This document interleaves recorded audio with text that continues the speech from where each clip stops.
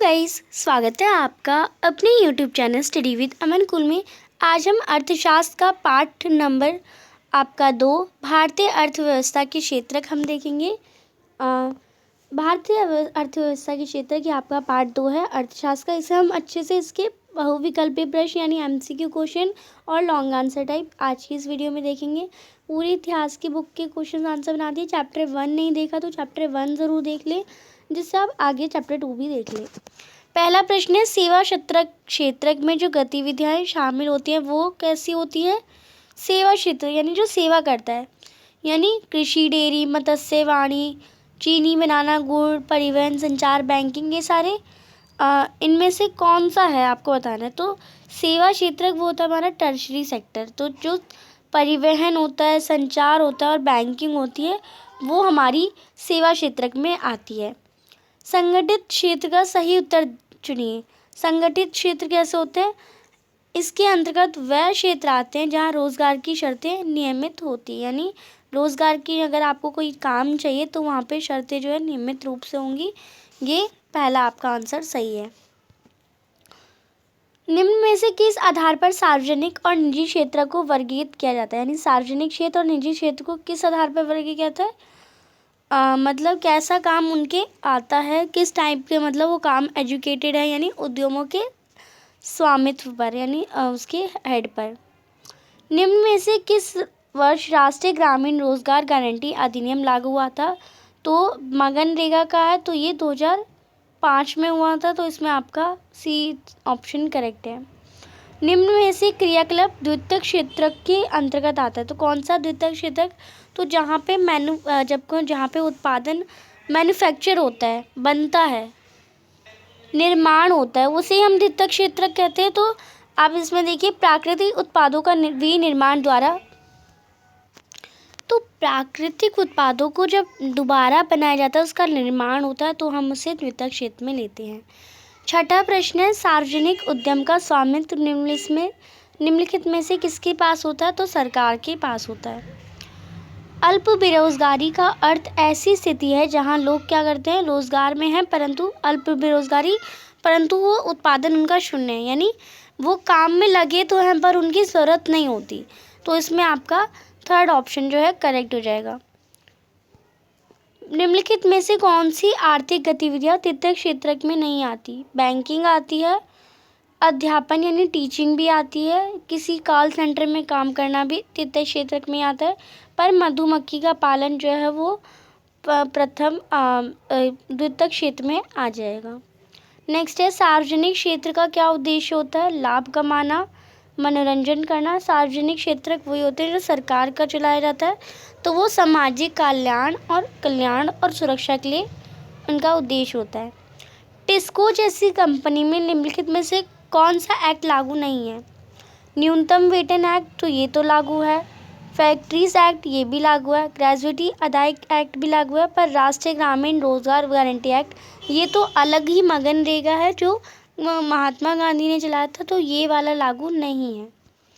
कृषिगत क्षेत्र के श्रमिक होते हैं कैसे, मतलब कृषि में ही तो ज़्यादा होता है कि 6 लोग लगे रहते हैं बट ज़रूरत 4 की होती है, तो वहीं पे अल्प बेरोजगार होता है। निम्नलिखित में से किसे प्रच्छन्न बेरोजगारी के नाम से जाना जाता है। तो प्रच्छन्न यानी जहाँ पे वो काम में लगा तो है पर काम उसके लिए ज़रूरत नहीं है, तो वो जो अल्प बेरोजगारी है वही आपका करेक्ट आंसर है। अब नेक्स्ट है, निम्नलिखित में से कौन सा क्षेत्र 1973 में सबसे बड़ा उत्पादन क्षेत्र था।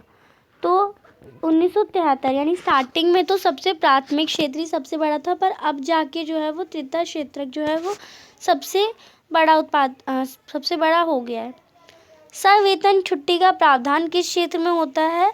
तो सवेतन छुट्टी का प्रावधान मतलब वेतन के साथ अगर आपको छुट्टी भी मिल जाती है वो संगठित क्षेत्र में होता है, पर असंगठित में जहाँ जितना आप काम करेंगे उतना ही आपको पैसे मिलेंगे। निम्नलिखित में से कौन सा व्यवसाय तृतीय क्षेत्र के अंदर आता है, यानी कौन सा काम जो है थर्ड में आता है। तो कृषि नहीं आता, दूध उत्पादन नहीं आता, वानिकी नहीं आता, संचार जो है यानी एक दूसरे से बात करना, कम्युनिकेट करना कॉल सेंटर टाइप में, वो तृतीयक क्षेत्रक में आता है। फिर यहाँ पे जो क्वेश्चन है वही आपके सेम ही है, बस आपको फर्स्ट क्वेश्चन मतलब एमसीक्यू में थे, अब ये आपको लॉन्ग में दे रखे हैं, 1 वर्ड में दे रखे हैं। अब हम लघु दीर्घ प्रश्न करेंगे, 3 से 5 अंक वाले प्रश्न है। सार्वजनिक व निजी क्षेत्र में अंतर बताइए। तो सार्वजनिक क्षेत्र वो होते हैं जहाँ पे परिसंपत्तियों पर सरकार का नियंत्रण होता है, सारी सेवाएं सरकार उपलब्ध कराती है और इसका उद्देश्य क्या होता है, सामाजिक कल्याण, रोजगार सुरक्षा दी जाती है और सवैतनिक छुट्टी और अन्य सेवाएं दी जाती है। पर निजी क्षेत्र में क्या होता है, परिसंपत्तियों पर निजी स्वामित्व होता है, सारी चीज़ें एक व्यक्ति या कंपनी उपलब्ध कराती है, अधिक लाभ कमाना इसका उद्देश्य होता है और रोजगार व श्रमिक असुरक्षित होते हैं और संवैधानिक छुट्टी भी नहीं मिलती, इन्हें सेवाएं सामान्य नहीं दी जाती। दूसरा प्रश्न है, असंगठित क्षेत्र में मजदूरों के सामने आने वाली कठिनाइयों का वर्णन करें। तो क्या होता है, सबसे पहले सरकारी नियम का मतलब वहाँ पे सरकारी नियम कोई नहीं होते, बहुत कम पैसे मिलते हैं और रोजगार की जो अवधि यानी काम आप कितने घंटे भी करो वो निश्चिंत नहीं होता, बहुत लॉन्ग आवर्स काम करवाते हैं आपसे। छुट्टी पर मतलब छुट्टी या लाभ का प्रावधान नहीं होता, यानी अगर आपको कोई छुट्टी नहीं दी जाती और निश्चित कार्यक्षेत्र व अच्छी सारी सुविधाएं जो मतलब एकदम साफ़ सुथरा जो सुविधाएं नहीं होती आपको उपलब्ध, साफ़ सुथरा क्षेत्र नहीं मिलता काम करने के लिए। थर्ड है क्वेश्चन, संगठित और असंगठित क्षेत्रों में रोजगार की परिस्थितियों में अंतर पाया जाता है। तो अंतर आप ऐसे लिखेंगे, दोनों को बना लेंगे और एक कॉलम में। ये आपका बेस्ट तरीका होता है अंतर दिखाने का, टेबल बना के। तो संगठित क्षेत्र, इसमें वेतन अच्छा अधिक मिलता है, इसमें कम वेतन मिलता है। नौकरी सुरक्षित रहती है, इसमें नौकरी सुरक्षित नहीं रहती। कार्य की स्थिति अच्छी होती है, इसमें अच्छी नहीं होती। इसमें योजना, कर्मचारी योजनाएं जैसी ESI और भी बहुत सारे जस्ट लाइक PF वगैरह मिलता है, पर यहाँ पे कोई लाभ नहीं मिलता। यहाँ पे काम के घंटे कम होते हैं और यहाँ पे कोई फिक्स नहीं है और ज़्यादा होते हैं। तो संगठित क्षेत्र में टीचिंग और जितने भी गवर्नमेंट जॉब्स होती हैं ना वो ज़्यादातर संगठित क्षेत्र में आ जाती है और जो प्राइवेट जॉब्स होती हैं वो सारी असंगठित क्षेत्र में आ जाती है।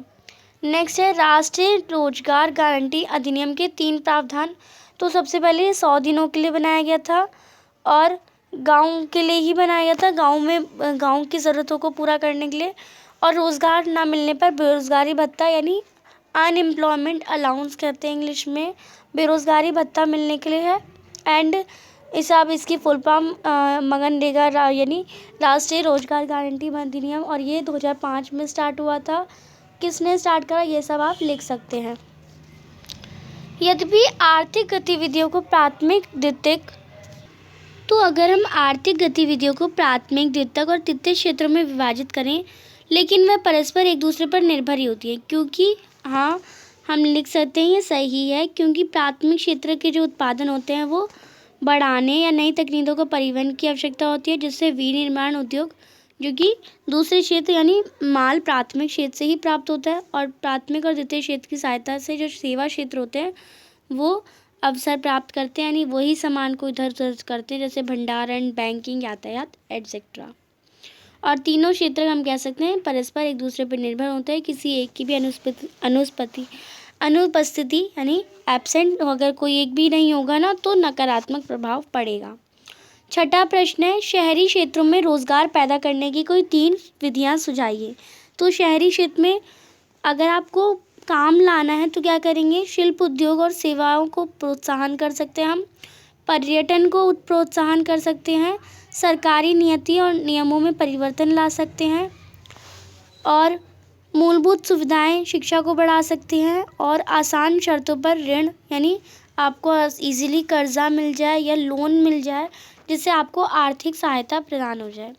7वां प्रश्न है, तेजी से बढ़ती जनसंख्या किस प्रकार बेरोजगारी को प्रभावित कर रही है। यानी आप देख रहे हैं जनसंख्या बहुत अभी क्या है 1.5 करोड़ आबादी है, तो ये बेरोजगारी, अब इतने सारे लोग तो हैं पर जॉब अपॉर्चुनिटी तो फिक्स है, यानी काम तो बहुत कम ही है और इतने सारे लोगों को सबको अपना घर चलाना है, सबको काम करना है, तो ये कैसे प्रभाव करता है। तो आप लिखेंगे जो रोजगार के अवसर होते हैं वो जनसंख्या के अनुपात में नहीं बढ़ते, यानी जैसे जनसंख्या बढ़ रही है पर रोजगार तो नहीं बढ़ रहा। कृषि और शहरी क्षेत्रों में बहुत ज़्यादा प्रचंड बेरोजगारी, यानी यहाँ पे ना चाहते हुए भी लोग लगे रहे रहते हैं जिनकी ज़रूरत भी नहीं होती। संसाधनों पर बोझ बढ़ जाता है, यानी सबको अब कार चाहिए, सबको चाहिए और सबको लेनी होती है। अधिक व्यक्ति उपलब्ध होने से रोजगार प्राप्त और आय निम्न स्तर पर आ जाती है, यानी अब ज़्यादा व्यक्ति, अगर आपके पास अगर आप 5 ग्रुप में लड़के खड़े हैं या लड़कियां खड़ी हैं, अब आपको सभी को पैसों की ज़रूरत है और मैंने एक काम बोला 10,000 रुपये में, तो पहला जो है सब आप पहले बंदे को मैंने कहा 10,000 में, पर दूसरे वाले को ज़्यादा ज़रूरत होगी, वो कहेगा नहीं मैं 9,000 लूँगी, वो उतने में ही वो काम कर दूँगी। तीसरे वाले को और ज़्यादा ज़रूरत होगी, वो कहेगा कि मैं 8,000 में ही कर दूँगी। चौथा वाला फिर 8,000 देख के कहेगा नहीं मैं 7,000 में ही कर दूँगा। पाँचवा कहेगा 6,000 में। तो आप किसको देंगे? ऑफकोर्स चारों को स्किल बराबर है तो आप 6,000 वाले को ही काम देंगे। तो जब व्यक्तियाँ ज़्यादा होते हैं ना, जब लोग ज़्यादा हो जाते हैं और रोज़गार कम, तो आय जो होती है, वो इनकम जो होती है वो बहुत कम हो जाती है। तो मैंने इसे आपको आई होप अच्छे एग्जाम्पल से समझा दिया। तो निम्न स्तर पर आ जाती है। वस्तुओं और सेवाओं की जो कीमत होती है वो बढ़ जाती है और उपलब्धता कम होती है। नेक्स्ट 8वां प्रश्न हमें दिया गया है, कर्मचारी की अपेक्षा आपको कौन से लाभ प्राप्त होंगे? तो आपको कौन से लाभ प्राप्त होंगे? हमें काम के निश्चित घंटे होंगे, हमें निश्चित समय से अधिक काम करने की अतिरिक्त आय प्राप्त होगी और वही सारे आपको पॉइंट्स लिखने हैं। सवेतन अवकाश होगा और स्थल पर वातावरण न्यूनतम सुविधाएं प्राप्त होंगी कर्मचारी की, अगर हम अपेक्षा बात करें तो। 9वां जो प्रश्न है वो हम आखिरी प्रश्न है, व्याख्या कीजिए कि किस प्रकार सार्वजनिक क्षेत्र राष्ट्र के निर्माण में महत्वपूर्ण भूमिका निभाते हैं। तो जो सार्वजनिक क्षेत्र होते हैं वो एक ढांचागत सुविधा होती है जो कि कृषि को बढ़ाते हैं। लोगों की, अगर हम सामान को बेचेंगे ही नहीं तो किसान खरीदेंगे, बनाएंगे ही क्यों? लोगों की सुविधा को न्यूनतम मूल्य पर उपलब्ध कराते हैं और वस्तुओं के उत्पादन से लेके बेचने में सहायता करते हैं। और यानी यही तो एडवर्टाइजमेंट फैलाते हैं कि ये मार्केट में आया, ये नया नया प्रोडक्ट्स आप खरीद लीजिए। और अधिकतम सामाजिक कल्याण का उद्देश्य रखकर योजनाएं भी बनाई जाती हैं। तो एक क्वेश्चन मैं आपको और करवाना चाहती हूँ जो कि इम्पॉर्टेंट है, और यहाँ पे आप आगे नेक्स्ट पॉइंट, श्रमिकों को अच्छी कार्य सुविधा, वेतन आदि प्राप्त होता है। तो 10वां प्रश्न जो कि इम्पॉर्टेंट है और नेक्स्ट क्वेश्चन आगे रिपीट ही हुआ है आपका। छिपी हुई बेरोजगारी क्या है? ग्रामीण व शहरी क्षेत्रों में एक एक उदाहरण दीजिए। छिपी हुई बेरोजगारी में वही अल्प बेरोजगारी की बात हो रही है। तो जब लोग प्रत्यक्ष रूप से, यानी लोग काम करते हैं परंतु वास्तव में बेरोजगार होते हैं, यानी 4 की ज़रूरत है पर वहाँ 6 लगे हैं, यानी एक ही काम में ज़रूरत से ज़्यादा लोग लगे होते हैं, उसे हम प्रच्छन्न बेरोजगारी कहते हैं। जैसे ग्रामीण क्षेत्र में 4 व्यक्तियों की आवश्यकता वाले खेत में परिवार के व्यक्ति लगे होते हैं। शहरी क्षेत्र में दुकान पर 2 की आवश्यकता में 3 व्यक्ति कार्य कर रहे होते हैं। और शहरी क्षेत्र में व्यक्ति के पास कपड़ों की एक छोटी सी दुकान, उसमें एक व्यक्ति की ज़रूरत होती है परंतु 2 लोग काम में लगे होते हैं। दूसरा प्रश्न हमने अभी वही करा और वही सेम क्वेश्चन है। तो चैनल को अभी तक सब्सक्राइब नहीं किया तो प्लीज़ चैनल को सब्सक्राइब ज़रूर करें, ज़्यादा से ज़्यादा दोस्तों के साथ शेयर करें और वीडियो अच्छी लगी तो इसे लाइक ज़रूर करिएगा। Thanks for watching you, bye bye guys.